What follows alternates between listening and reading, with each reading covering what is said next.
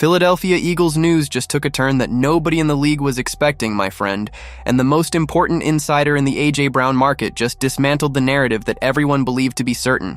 For weeks, the story was written with complete clarity. June 1st would arrive, the financial impact of the trade would drop from $43.44 million to $16.35 million, and the agreement with the New England Patriots would be finalized within hours. But Ian Rapoport, the NFL Network insider considered one of the most reliable sources in the league, stepped forward publicly to knock down that expectation with an update that completely changes the timeline of this trade. So if you're a true Eagles fan, hit that like button and subscribe right now, because what Rapoport said today is the most unexpected twist in this entire saga. I'm going to show you exactly what Rapoport revealed, why the compensation gap between the Eagles and the Patriots is larger than the market was acknowledging, what finding a middle ground actually means in practice in this negotiation, and what the most concerning scenario looks like if this trade drags all the way into training camp. That last part is what should concern Philadelphia fans the most.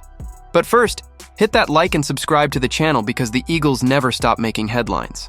June 1st arrived, and the A.J. Brown trade to the Patriots did not happen. That by itself would not be a surprise if the market had been properly calibrated over the last several weeks. But the problem is that the dominant narrative created an almost universal expectation that the calendar flip would function as an automatic trigger for closing the deal. Roseman waiting for the financial deadline, Patriots with the check in hand, deal done.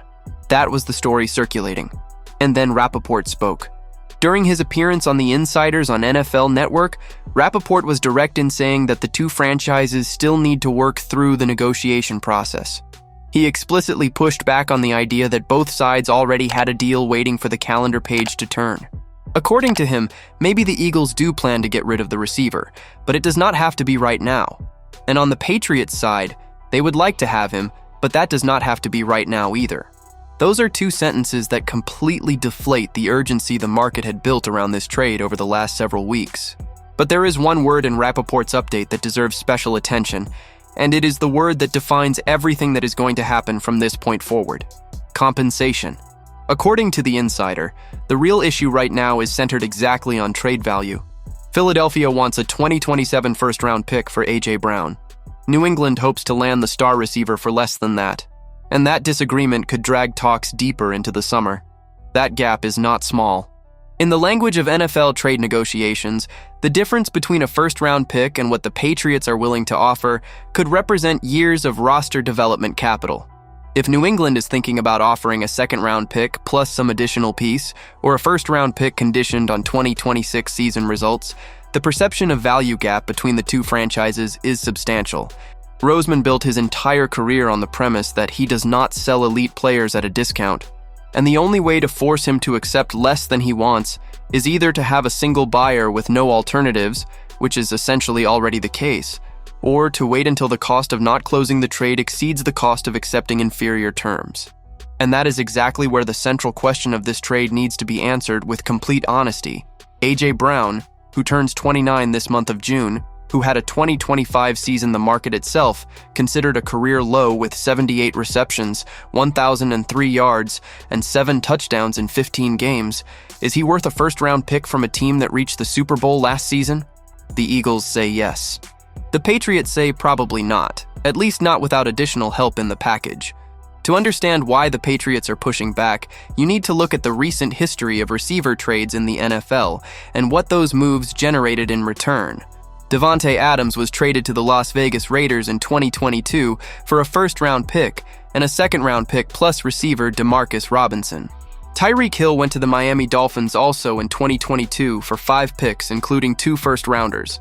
Those are the benchmarks for elite receivers being traded at the peak of their ability, with favorable contracts and without the behind-the-scenes noise that accompanied the last 2 years of A.J. Brown's time in Philadelphia. Brown is not in the same contractual position or the same market situation that Adams and Hill were in back in 2022. He carries a heavy contract, turns 29 this month, and carries a documented narrative of instability that none of the other receivers had when they were traded. The Patriots know all of this, and Roseman knows the Patriots know. That is exactly the impasse Rapoport is describing. But there is an additional dimension to this situation that the market is barely discussing right now, and it could become the deciding factor depending on how negotiations evolve. What happens to the Eagles' locker room if A.J. Brown is still technically on the roster when training camp opens in July? That is the question the Eagles need to answer internally before anything else. Brown skipped voluntary OTAs. His relationship with Jalen Hurts is documented as broken at a personal level. Anonymous sources inside the roster itself described the environment around the receiver as a source of discord throughout the 2025 season. Bringing Brown back to the Jefferson Health Training Complex in July, with a new group of receivers being developed around Hurts, and with Sean Mannion trying to install a completely new offensive system, would create a level of internal noise that no coaching staff wants to manage at such a critical phase of preparation. Rapoport was clear in saying the window is open for whenever the two sides can reach an agreement, and that they are going to have to negotiate. They are going to have to figure out a middle ground. That language suggests the distance between the parties is real, and that the process will take more time than the market anticipated. The good news for the Eagles is that the post-June 1st period does not have an expiration date the way the financial deadline did. The dead cap of $16.35 million remains at that level throughout the entire 2026 season, which means the financial incentive to close the trade continues to exist regardless of when it happens. The bad news is that every week that passes without a deal is a week in which other teams that could create competition become increasingly committed to their own roster plans. The Rams backed away from initial conversations. The Jaguars appear in reports but without insider confirmation of real active interest. The Raiders have been mentioned by analysts as a potential fit, but without any insider report confirming active conversations. If the market around Brown does not expand, Roseman's negotiating position does not improve with time. It stays exactly where it is, with a primary buyer who is not in a rush and who knows the seller has very few places to turn. And there is still one variable that the market is barely discussing at this moment, but that could become the deciding factor depending on how negotiations evolve. Brown has agency in this process in a way that players in trades normally do not. He can influence the destination by communicating his level of interest or disinterest in certain teams. If Brown signals to his representatives that he prefers a specific destination beyond the Patriots, or that he is not willing to sign an extension with a team that does not genuinely excite him, the pool of potential buyers narrows even further.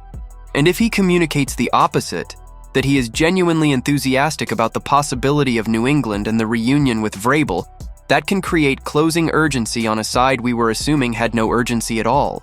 Rapoport said the window is basically open for whenever the two sides can get to a deal. That is a sentence that could mean weeks or could mean months. And for Howie Roseman, who built this entire organization's salary cap strategy around a clean and fast separation from Brown right after June 1st, the revelation that the trade is not imminent is the first real signal that this offseason may not follow the script he had planned.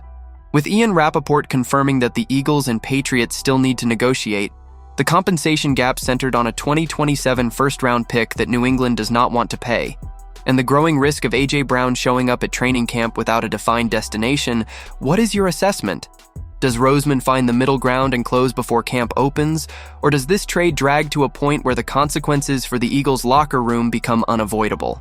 Leave your opinion in the comments. Don't forget to hit that like and subscribe to the channel. I'll be back later with the latest Eagles news.